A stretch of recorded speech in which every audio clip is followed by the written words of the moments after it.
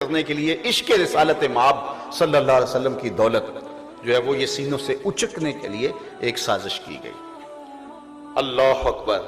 اب مرزا قادیانی کھڑا ہوا، بہاؤاللہ کھڑا ہوا، اور ایسی تحریکوں کی نشأت ہوئی جس میں حضور علیہ السلام کے حوالے سے، حضور علیہ السلام کی محبت کے حوالے سے کمزوری لانے کی کوشش کی جائے اور آقا کریم سے لوگوں کو دور کر دیا جائے۔ اللہ اکبر۔ لیکن اللہ اپنے دین کا خود محافظ ہے۔ مرزا قادیانی اگر حضور علیہ السلام کے لائے ہوئے دین کو توڑنا چاہتا تھا، لیکن اللہ جل شانہ نے پیر مہر علی شاہ کو بھی بھیجا،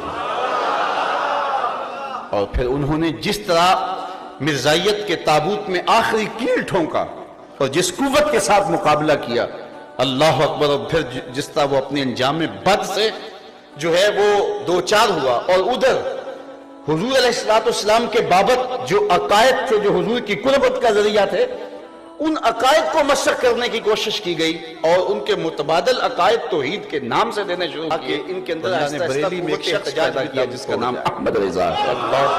راجپال سے شرارتیں کروائی گئی، لیکن پھر اللہ نے کام کس سے لیا؟ یہ اللہ کا انتخاب ہے، یہ اس کا انتخاب ہے، وہ جس سے چاہے کام لے لے۔ اور پھر وہ علم الدین جسے جانتا کوئی نہیں تھا۔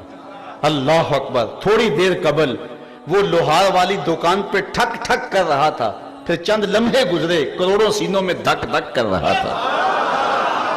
وہ لمحے ہمیں نہیں بھولتے، وہ گھڑیاں ہمیں نہیں بھولتی جب حضرت امیر ملت جنازے میں سر جھکائے چل رہے تھے۔ وہ میڈیا کا زمانہ نہیں تھا، 6 لاکھ لوگ اس فقیر کے جنازے میں تھے۔ اس زمانے میں 6 لاکھ لوگ اس فقیر کے جنازے میں تھے، امیر ملت علیہ رحمہ بھی گردن جھکائے چل رہے تھے۔ پھر آپ نے ایک تاریخی جملہ کہا جو تاریخ کے ریکارڈ پہ ہے۔ آپ نے کہا، لوگوں میں نے بڑے بڑے بادشاہوں کی کہانیاں پڑھی ہیں، میرے دل میں کبھی امنگ نہیں جاگی کہ فلاں بادشاہ میں ہوتا، فقیر خود شہنشاہ ہوتا ہے۔ کہا، میں بڑے بڑے پہلوانوں کے قصے پڑھے ہیں، اس زمانے میں پہلوانی کا بھی شوق لوگوں کو تھا، لیکن میرے دل میں کبھی یہ امنگ بھی نہیں جاگی کہ فلاں پہلوان میں ہوتا۔ پھر فرمانے لگے، ہاں ہاں، میں نے بڑے بڑے ولیوں کے قصے پڑھے ہیں، میرے دل میں یہ تمنا بھی پیدا نہیں ہوئی کہ فلاں ولی میں ہوتا، لیکن پتہ نہیں آج میرے دل میں کیوں رہ رہ کے خیال آ رہا ہے کہ آج اس چارپائی پہ میں ہوتا۔ چوتھی بات جو اس امت کو مرنے نہیں دیتی وہ جہاد ہے۔ لوگ تو موت سے ڈرتے ہیں، لیکن ان کی مائیں جہاد کی لوری دیتی ہیں۔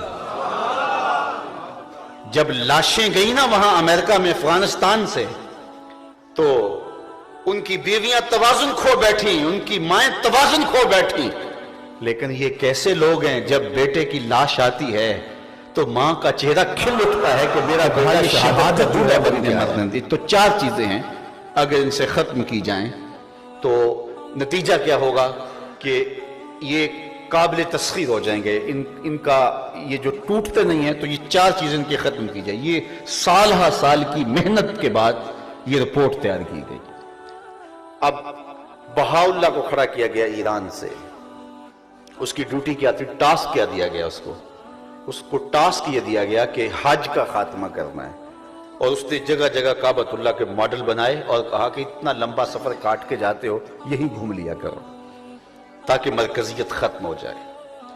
بہاؤاللہ کو وہاں کھڑا کیا، اور قادیان کے اندر مرزا قادیانی کو کھڑا کیا گیا، اور اس کو ٹاسک یہ دیا گیا کہ جہاد کے خاتمے کی بات کرنی۔ خود کہتا ہے، ممانعت جہاد میں نے اتنی کتابیں لکھی ہیں اور اطراف و اکناف عالم میں پھیلائی ہیں کہ ان کو جمع کیا جائے تو 50 الماریاں بھر جائیں۔ اس نے اتنا لٹریچر لکھا اور کہا کہ یہ قلم کا زمانہ ہے، جہاد کا زمانہ نہیں ہے، لہٰذا اب جہاد کا نام چھوڑ دو، میں آ گیا ہوں اور اب قلم کا زمانہ ہے، اب جہاد کی بات نہیں ہوگی۔ اور برطانوی گورنمنٹ سے اس نے جو ہے وہ وفا کی بات کی، اس لیے کہ بر صغیر پاک و ہند میں حکومت چھینی تھی انہوں نے مسلمانوں سے، اس لیے انہیں ڈر بھی مسلمانوں سے تھا۔ ہندو تو پہلے بھی غلام تھے، پہلے وہ مسلمانوں کے غلام تھے، اب وہ انگریزوں کے غلام ہو گئے۔ وہ کہتا ہے بیل چوری ہو گیا تھا، تو کسی نے بیل سے پوچھا تو چوری ہو گیا، انہوں نے کہا میں تو پٹھے کھانے پاوے تو کھاما پاوے تو وہ پہلے مسلمانوں کے غلام تھے، اب انگریزوں کے غلام ہو گئے، ان کو تو کوئی مسئلہ نہیں تھا، تو ڈر تھا مسلمانوں سے۔ فروغ یاد میں خاکی سے انجم سہ میں جاتے ہیں، یہ ٹوٹا ہوا تارا مہے کامل نہ ہو جائے، تو ڈر ان سے تھا۔ تو کہا جہاد کا جذبہ ختم کیا جائے، چونکہ انہوں نے دیکھا تھا 1857 کی جنگ آزادی میں کہ پھانسی گھاٹوں کی طرح